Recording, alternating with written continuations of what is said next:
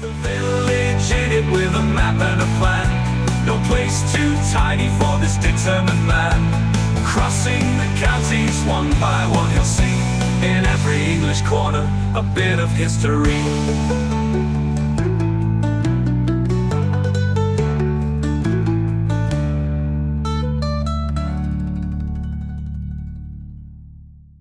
The Derbyshire Dales series is sponsored by Gainsborough Cycles, 01427 617 752. For all your cycling needs, this is your one-stop shop located at 20 Ropery Road, Gainsborough, or online at gainsboroughcycles.com. There's a link in the description. Gainsborough Cycles, ask for Trevor Halstead. Welcome back to the Derbyshire Dales again, everybody. We've made it to Friday. Now, between me and one of the biggest and most important buildings in this parish right now, there's a field of sheep who were bleating a moment ago, but thankfully they've now shut up, which means that they're not interfering with what I'm doing. Let me show you the sheep and show you the property in question. There it is. Massive, great big hall, and it's one of the only properties that remains from what is effectively a deserted medieval village now. And that village is Harthill.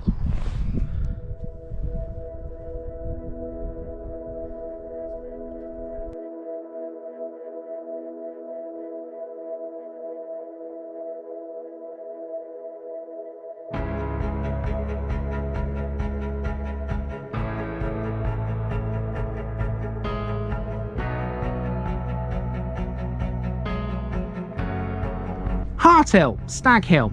Rounding off this run in the Dales, we've got the parish of Harthill. Now this is one of the most rural in the Dales, and there's no discernible village cluster here. Wholly within the Peak District, Harthill covers a slice of the Dales between Allport to the north and Birchover to the south and west. Although there's no village, there apparently was once upon a time. The name Harthill refers to a deserted medieval village as opposed to an actual modern settlement. Other than private driveways and the B5056, which is the main road out here, there are only two public roads which cross this land. It's a predominantly agricultural area, interspersed by farms and occasional residential dwellings.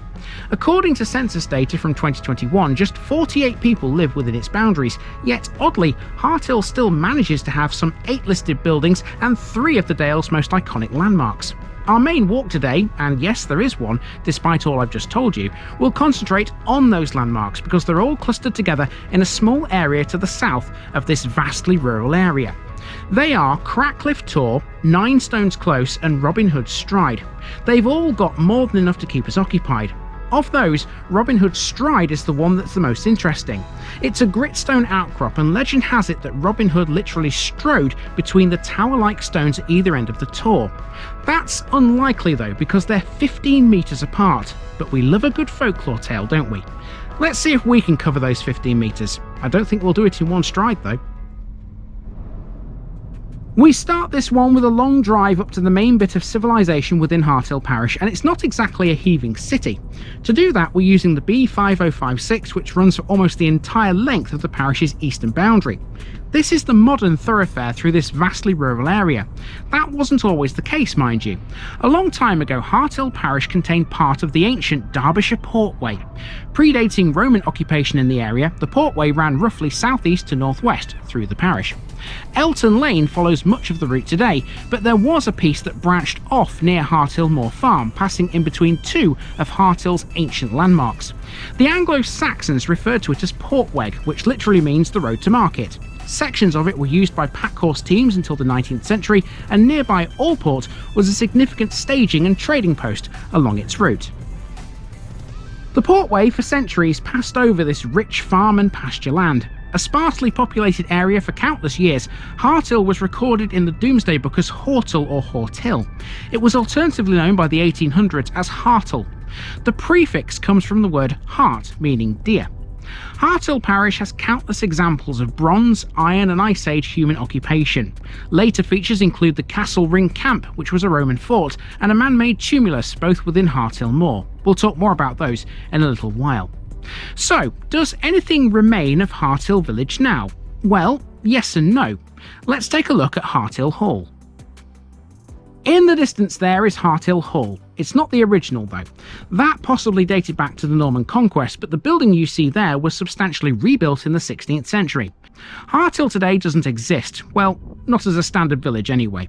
It's a deserted medieval village, and it's that which the parish takes its name from. By 1577, Christopher Saxton's Derbyshire map only shows the hall with a park, and it's likely that any remains of Harthill village now lie beneath this building. The remainder was turned into parkland. In 1599, its owner was Edward Cockayne, who sold it to John Manners. His family eventually became the Dukes of Rutland. In 1891, the Duke was being reported in journals of the time as being Lord of the Manor, and he was, together with Major Michael Macree Thornhill from Stanton-in-Peak, a key local landowner. There was formerly a chantry chapel at Harthill, which was founded in the year 1259 by Richard de Harthill on instructions from a papal bull from Pope Alexander II. Records show the site may have been used as a courthouse. The chapel was recorded as not in use by 1546.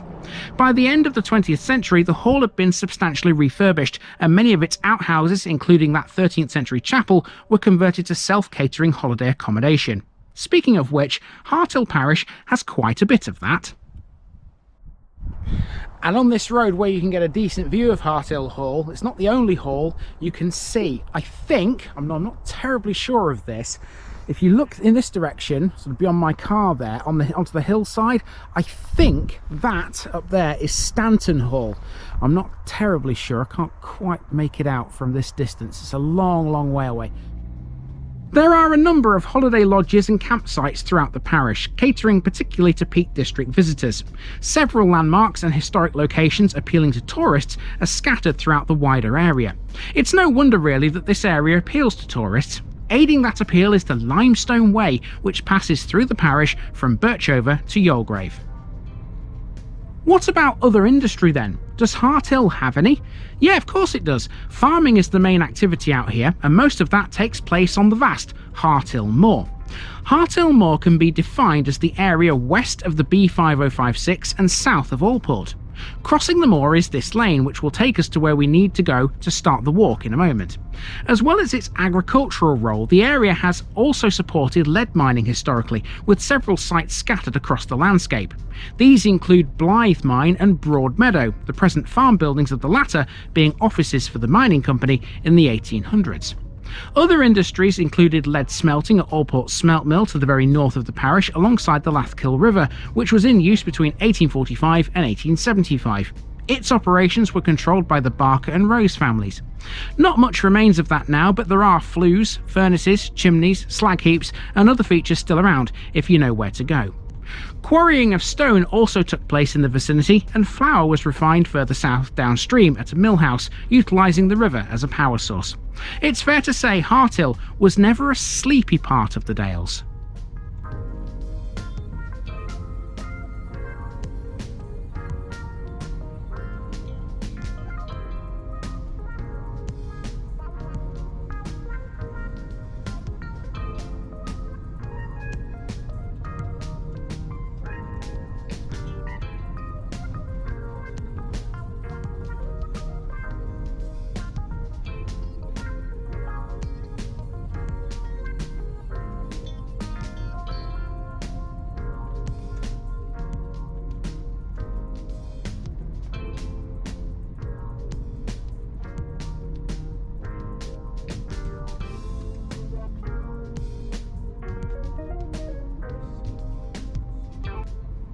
As we approach our main walk start point, look to the right and you'll see Harthill Moor Farm. Aside from being the point where the Derbyshire Portway branched off from its main route, that's also the site of the Castle Ring. It's an Iron Age fort which was built along the edge of the Portway's route. We can't get to that because it's on private land. I definitely do recommend looking on the map for that though, because from overhead it's one of the best defined castle rings you'll ever see. So if we're not walking to anything we've so far discussed, what are we walking to? Well, Harthill has three notable sites of interest, and they're all clustered together off this road. So this isn't going to be a long walk by any stretch of the imagination, but I'll tell you something, it's going to be quite exhilarating. I've got to climb up there to start with. You can see in front of you there a massive rock formation. That, my friends, is Robin Hood Stride. Robin Hood Stride is a gritstone rock outcrop on a ridge between Harthill Moor and the Allport to Winster Road, which we've just left behind. The rocks are known by an alternative local name, Mockbeggar's Hall. Legend has it that Robin Hood literally strode between the tower-like stones at either end of the Tor. This is highly unlikely, but we do love a good folklore tale, don't we? Because the stones are 15 metres or 22 yards apart, bridging the gap in one stride is undoubtedly impossible. To boot, ascending the rocks is difficult, particularly the southern one. The two pinnacles of the stride are known as Weasel Pinnacle and Inaccessible Pinnacle, and the latter of those two names isn't exactly far from the truth, let's be honest. Robin Hood's stride has been used in various TV and film productions. It features in an episode of The Return of Sherlock Holmes and the film The Princess Bride, dating from 1987.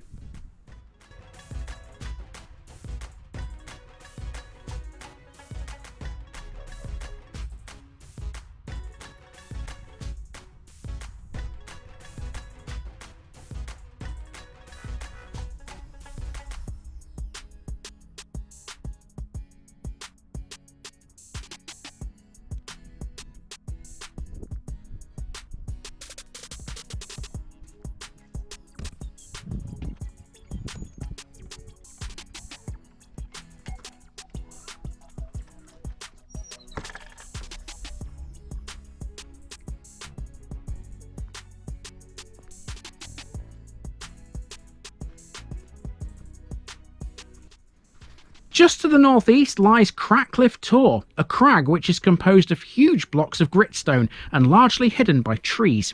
It also contains a hermit's cave hidden by a group of yew trees. This was probably inhabited around the 12th century and contains a crucifix carved out of the wall of the cave, which is in a well-preserved condition considering its age. Cratcliffe Tor's extremely rural setting affords plenty of views out over the tranquil farmland rather than the distant moors. It has a superb set of climbs. The main event is the sheer walls of Owl Gully. Around the corner from the gully is a dramatic tall face known as Suicide Wall. The recent felling of the trees that used to shroud the face have revealed it in all its glory. Cratcliffe Tor is seldom busy, but just be careful. That can actually be a bad thing. Climbing some of its rocks can be quite a difficult thing to do, and care is most definitely advised all the time. Never climb alone. With the lack of other climbers around, you could well be left on your own in need of help. Okay, 2 landmarks down and 1 to go. Now this is going to be the most challenging one to actually get to, and it's nothing to do with climbing rocks. This is the 9 Stones Circle, or 9 Stones Close I think it's actually called. Now from this rock here you can see the stones. If I just turn around here you can see a field in the distance, and these are quite big. They're there, can you see them? They're there. Now there's meant to be 9 of them, but there are only 4 these days. How the heck though am I going to get across there to get to them? I don't believe there's a public right of way across these fields, so I'm going to have to improvise a little bit. Let's see if we can reach them. Finally, we come to 9 Stones Close. This is another Bronze Age monument connected with the Portway and the most visible in the area. It used to have 9 stones, hence the name, but only 4 are standing today. They're alternatively known as the Grey Ladies. The purpose of the monument is unknown, but it's possible that the ring was deliberately positioned to allow sightlines to Robin Hood's stride. From the stone circle at midsummer, the major southern moon can be seen setting between the stride's 2 boulders. These stones are among the largest to be found in any stone circle in Derbyshire. The archaeologists Graham Gilbert, Darrell Garton and David Walter described these as an imposing group. 9 Stones Close originally measured 13.7 metres in diameter. In the mid-19th century it had 7 stones in its ring, although by the early 21st century that number had declined to 4. There are 2 carved cut marks on one of the remaining stones. The stones in the circle range in height from 1.2 metres to 2.1, the tallest standing at the southern side of the ring. 2 of the remaining upright stones are now set in concrete bases.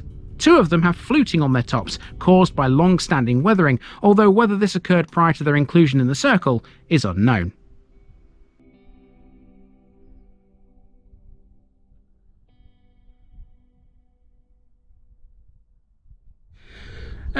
We got there eventually, didn't we? I tell you what, between the 9 stones, Cratcliffe Tor and Robin Hood Stride, you can have a right good day out here to check out all those nooks and crannies and all the rocks. Kids would love it, absolutely, they would love it. But just do be aware that, you know, to get to this stone circle, you do have to cross a couple of fields, which you theoretically shouldn't do. But there was no way I was leaving this alone. I wanted to come and see these because I'd already missed the other ones on Stanton Moor, which we talked about on Wednesday. So I definitely wanted to see this stone circle. I don't regret it.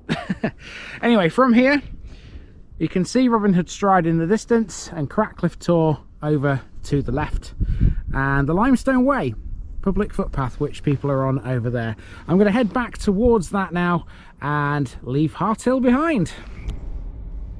It may have been short, but that was one of the most exhilarating walks I've ever attempted to do.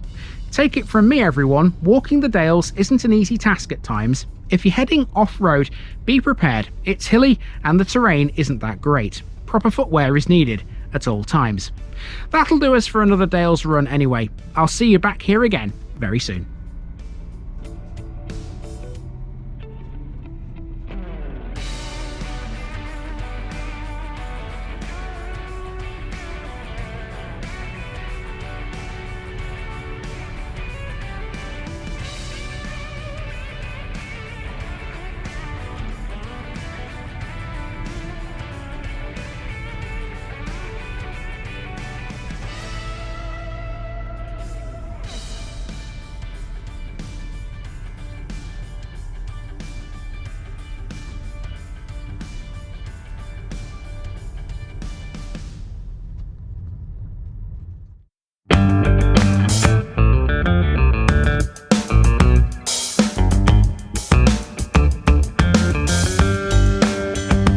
Now, just before I go, remember, this video is part of a huge project to visit every civil parish in England. That's more than 10,000. These routes are pre-planned, and due to time constraints, I can't cover every detail or walk down every street. Please don't complain if this video missed something out. I pronounce names how I choose to. I am very aware that local dialect may vary, and I don't take kindly to criticism about this. You've been warned. It's impossible to know everything too. If this video was terrible, make your own. If you're a regular watcher of The Village Idiot, you're not the only one. If you've got a small business, why not use my videos to advertise it? Leave a comment below if you're interested. And finally, thanks for watching this episode, everybody. Give us a like and a subscribe if you've enjoyed this episode, and share it with your friends and relatives. It all helps to keep this mission going. Until next time, I've been Andy, also known as The Village Idiot, and I'm out.